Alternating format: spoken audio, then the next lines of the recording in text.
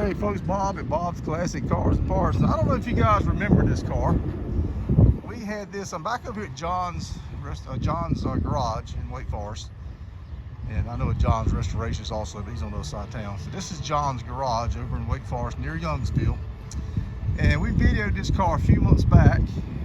And it's back over here. And the reason it's back over here this time, it's a 69 Camaro SS, is the gentleman has put wider wheels and tires on it. That's what's different about it.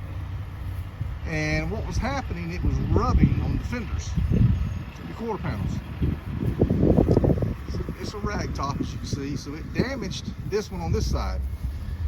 Unfortunately, he did damage this one, so he's got to take it to the body shop and get that fixed. That is very unfortunate. This is a nice car, so he brought it to John, and John ended up putting air shocks on it.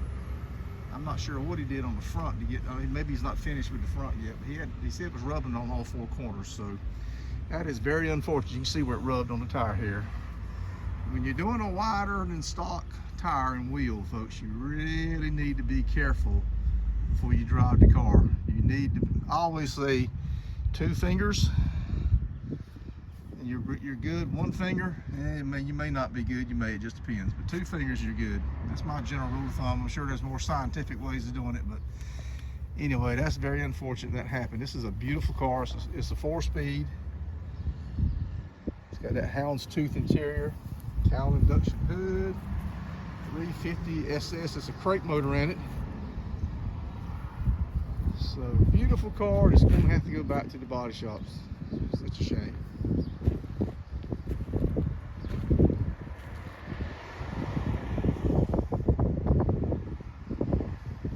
Alrighty, folks. That's a little update on this car.